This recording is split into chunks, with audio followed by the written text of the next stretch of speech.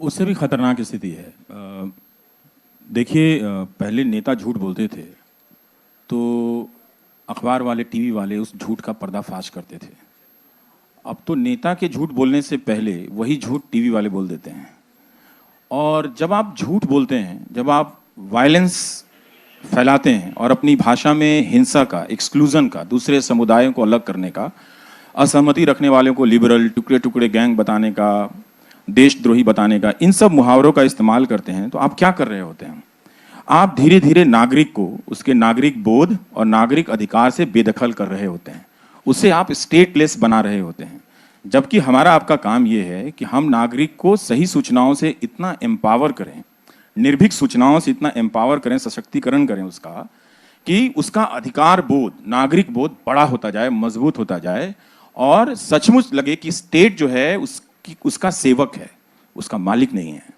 तो आज का जो टेलीविजन चैनल है और जो मीडिया है, वो कहीं भी आप देखें, और भारत जैसे शिक्षित और शिक्षित अर्धशिक्षित समाज में, जहाँ पे बहुत सारे जो पिता हैं जो दहेज लेने के बाद जो मारुति ले लेते हैं और वॉशिंग मशीन ले लेते हैं, आपके घरों में भी, आपके पिताओं को भी चेक कीजिएगा तो 20 साल से कोई किताब नहीं पढ़े हैं, लेकिन कश्मीर पे आपको ड्राइंग रूम में ज्ञान देते मिल जाएंगे आपको, है ना? तो अपने पिताओं को चेक कीजिए घर में, बहुत खतरनाक स्थिति में हम पहुंचते चले नहीं, आजकल संविधान की बड़ी दुहाई दी जा रही है रवीश। तो मैंने एक राष्ट्रीय प्रवक्ता से पूछा कितने अनुच्छेद हैं, कितने आर्टिकल हैं, प्रियम्बल पढ़ के बता दो, तो नहीं पता था। नहीं पता रहेगा, हाँ। क्योंकि हमने संविधान के हिसाब से नागरिकता का निर्माण नहीं किया।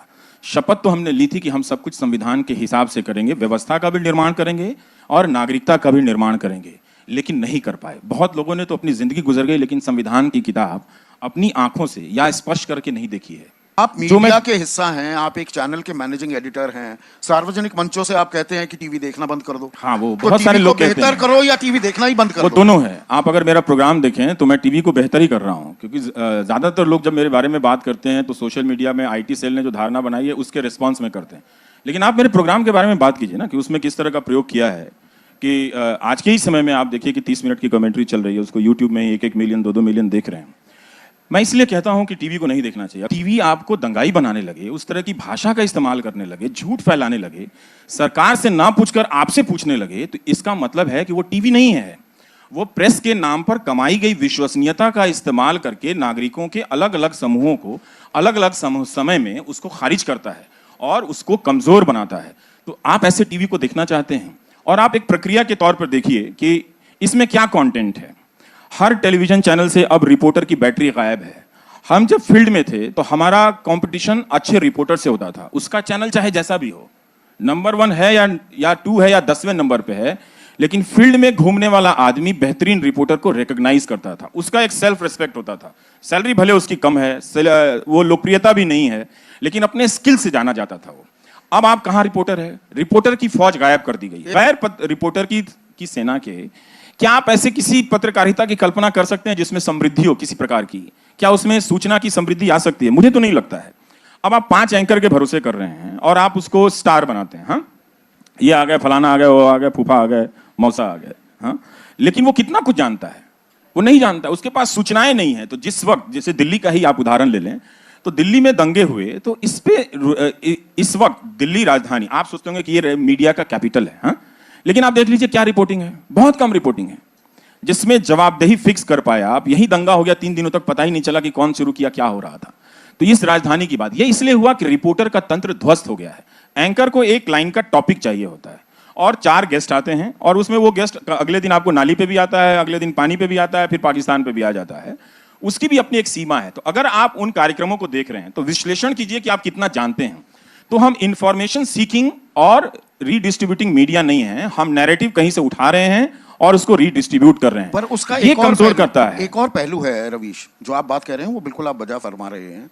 और आजकल जो टॉक शोज, मैं भी एक टॉक शो होस्ट करता हूं, उनके नाम ही अगर आप देखेंगे, टक्कर, दंगल, आर पार, वो तीर चल रहे हैं, भाले चल रहे हैं, और महाभारत, ललकार, ऐसे ऐसे नाम है, पर व्यूअर देख रहा है। नहीं, मैं नहीं मानता कि इसमें व्यूअर का कसूर नहीं है। जो टीआरपी का जो खेल है, टीआरपी आती है, वो भारत पाकिस्तान मैं तो दुनिया का पहला 0 टीआरपी एंकर हूं, आपकी दुनिया में एग्जिस्ट करता हूं, ऐसी बात नहीं है, मैं एग्जिस्ट करता हूं। बात यह है ना संदीप, आप एक और, मैं एक बात कहता हूं, आप अपने दफ्तर में या कहीं भी आप एंकरों की मेहनत देखिए। जब मैं एंकर बना तो 4 दिन में ही कहने लगा कि ये अजीब काम है, इसमें तो सर्फ के भी 250 रुपए बच जाएंगे, क्योंकि कपड़े भी गंदे नहीं होते हैं। मैं कहता ये बढ़िया है यार, ना जीन्स धोने की जरूरत है, ना शर्ट धोने की जरूरत है, चेहरे पे चमकाओ और आके बैठ जाओ और कुछ भी बोलते रहो, है ना। तो उसमें मेहनत नहीं है। तो जिन एंकरों को दिया गया, आप इसको फिजिकली मेजर कर सकते हैं, मैं कर सकता हूं कि वो अपने प्रोग्राम के लिए कितना मेहनत करते हैं। सच बात है कि कोई नहीं करता है। ये ड्रामाबाजी बंद होना चाहिए। हमने दर्शकों तक सूचना ले जाने के लिए मेहनत नहीं की। मैं अपने ही चैनल की बात बता रहा हूं, मैं अपने प्रोग्राम्स की क्लिपिंग्स नहीं बनाने देता। बहुत रेयर होता है तो वो मान भी गए हैं, उनको समझाया जाके कि नहीं आप मत कीजिएगा ऐसा, क्योंकि मैं अपने दर्शकों से यही कहता हूं कि अगर आपको दर्शक बनना है तो एक जिम्मेदारी का काम है। ये हुले लेले का काम नहीं है कि आधे घंटे के प्रोग्राम में 10 मिनट का क्लिप निकाल के 10 सेकंड का लेके आप उसको वायरल कराते हैं। और आप देख लीजिए कि उसके कोई दूसरे छोटे बड़े क्लिप्स नहीं होते हैं, लेकिन तब भी 1 मिलियन क्लिप्स होते हैं। तो क्या ये खराब है? क्या सारी दुनिया मुझे देख लेगी? नहीं देखेगी, वो पर्याप्त है। नहीं तो यूट्यूब क्या जरिया हो जाएगा? चैनल देखना मैं बता रहा हूं आपको, वहां पे एक नंबर लिखा होता है ना, टीआरपी का। आप भी जानते हैं कि 20,000 मीटर का क्या फर्जीवाड़ा है, वो आपको पता है। उसमें बहुत सारे विवाद है, पर यूट्यूब में एक पता चलता है कि एक नंबर उसमें लिखा रहता है। उसको कोई चैलेंज करे तो वो अलग बात है, पर मेरी नजर में वैसा कोई गंभीर चैलेंज नहीं है। तो फिर मुझे भी बताइए। तो मैं ये कह रहा हूं कि अगर आप दर्शक को हल्का बनाएंगे, आप यही कर रहे हैं मीडिया के जरिए, नहीं गिव एंड टेक होता है। तो टीवी जब आया तो टीवी क्या कर रहा था? टीवी के पहले दुनिया में क्या हो रहा था? आपको एक छोटा सा उदाहरण देता हूं। आपको मैं ले चलता हूं 18वीं और 19वीं सदी के अमेरिका में। ठीक, अमेरिका में फांसीवाद नहीं आया जब उस वक्त प्रथम विश्व युद्ध और द्वितीय विश्व युद्ध के दौर में दुनिया पलट रही थी। तो क्यों नहीं आया? वजह यह थी कि अमेरिका में या कोई 1600 या 1700 के आसपास पहला अखबार बन जाता है और प्रिंट का कोई 500-600 साल का इतिहास है। लेकिन टेलीविजन के आने से पहले जो प्रिंट अखबार का जो इतिहास था वो 400 साल का हो गया था। तो प्रिंट ने एक कल्चर बनाई थी बातों को गंभीरता से कहने की और उसमें विस्तार से तथ्यों के साथ कहने की। तो अमेरिका में एक लिसियम मूवमेंट चलता था, तो जिसमें लिंकन होते थे, उनके प्रतिद्वंदी होते थे और उन दोनों के बीच डिबेट होता था। और वो डिबेट हाव भाव के प्रदर्शन का डिबेट नहीं होता था, लिख कर लाना पड़ता था अपने सोर्सेस के साथ और बात करनी पड़ती थी। 2 घंटा लिंकन साहब बोलते थे, 2 घंटा उनके प्रतिद्वंदी बोलते थे और फिर 1-1 घंटा जवाब होता था। और लोग इसके लिए 2-2 दिन तक उस डिबेट को देखते थे। और उस वक्त अमेरिका में ऐसे डिबेट होने वाले, मैं आपको 18वीं सदी की अमेरिका की बात कर रहा हूं, जहां अभी बिजली नहीं आई है, अभी बिजली का बहुत प्रसार नहीं हुआ है, अगर आई है तो वहां पे एक हॉल की बुकिंग होती थी। हॉल नहीं मिलते, 3000 हॉल थे वहां पे। तो अब आपको समाज ही हमने ऐसा बना दिया है, कुछ श्रृंखल संखल समाज होता जा रहा है। कम सूचनाएं होंगी, लोग बेचैन होंगे, बेवजह हिंदू पे, बेवजह मुसलमान पे शक करते चलेंगे और मार देंगे। आपको एक छोटा सा और उदाहरण देता हूं। 1947 के साल में, ये वही देश है ना, वही जमीन है, इन अफवाहों के चलते सभी ने एक दूसरे को मिला के 20 लाख से ज्यादा लोगों को मार दिया था।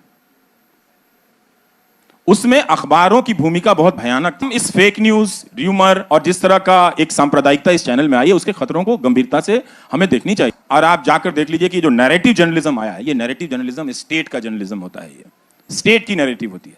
जनता का एक भी आप नैरेटिव बता दीजिए जो चल रहा है। 2 लाख किसान आए किसी अंग्रेजी चैनल में, आपने देखा। हिंदी चैनल भी आप उस तरह से हो गए। तो हर चैनल को जनता से दूर किया गया है, स्टेट का पार्ट बना दिया गया। तो हमने, जो मैं कह रहा हूं कि 1947 में हमने इतने लोगों को मारा इन्हीं अफवाहों की वजह से। और जब स्टेट क्रिपल करता है, ढहता है, हमारी जिम्मेदारी थी कि हम होम मिनिस्टर को क्वेश्चन करें, हम दिल्ली पुलिस को क्वेश्चन करें। ये तुरंत बंद होकर ताहिर हुसैन बनाम कपिल मिश्रा के नैरेटिव में चला गया। नैरेटिव आपको यहीं ले जाता है, जमीन की घटनाओं को हटा देता है। उस वक्त क्या हो रहा था? जो 47 में हो रहा था वही नैरेटिव, और वही 2020 में हो रहा है वही नैरेटिव। क्योंकि उस वक्त मीडिया नहीं था, मीडिया था पर स्टेट नहीं था। मीडिया साष्टांग हो गया है, खत्म हो गया है। वो पहले खत्म हो गया था 2014 के पहले। तो वो तालिबान आ गया, तालिबान चलता था हर चैनलों पे। एक चैनल पे दिन रात चलता था कि 2012 में दुनिया खत्म हो गई है ना। और कोई एंकर भूतों के यहाँ चले जाते थे खंडर में कि भूत खोज रहे हैं रात को। अभी भी खोज रहे हैं। वो अभी भी खोजते हैं। मैं तो अब टीवी नहीं देखता, लेकिन अब बताइए, अभी भी खोज रहे हैं। आप देखिए कि कोई पुलिस का प्रोटेक्शन नहीं है। लोग खुलेआम मेरे बारे में ही आज ही लिख रहे हैं कि गोली मार दो इसको, कोई एक्शन नहीं है। क्या पहले यह संभव था? यह पहले संभव नहीं था, क्योंकि टेक्नोलॉजी ने आके इस प्रक्रिया को और तेज बना दिया। दिन दुनी रात चौगुनी, इस तरह से उसका स्पीड काफी बढ़ा दिया है। इस प्रोसेस में एक ऐसा मीडिया आ गया है जिसके पास इतना पावर है, जिसका काम था कि व्हाट्सएप में या ट्विटर में इस तरह के जो गुंडे लोग आ गए हैं, जो राजनीति में हम मान्यता दे रहे हैं। आईटी सेल के लोगों को हम बुलाते हैं टीवी के चैनल शो में, जो लोग अफवाहें फैलाते हैं, गलत वीडियो जारी करते हैं, उनको हम टीवी के डिबेट में बुला के मान्यता देते हैं।